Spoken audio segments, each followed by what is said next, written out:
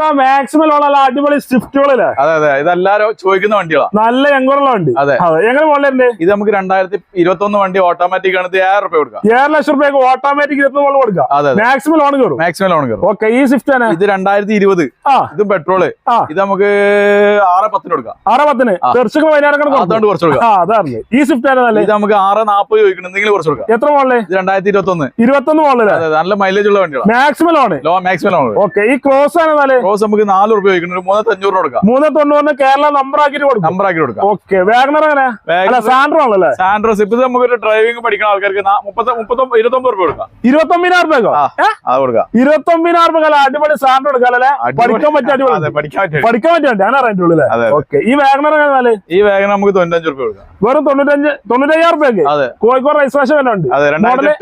8 model എല്ലാ പേപ്പറും clear പേപ്പറും ക്ലിയറിലാണ്. അതെ, ഈ ടാക്സിയിലുള്ള ലിനിയ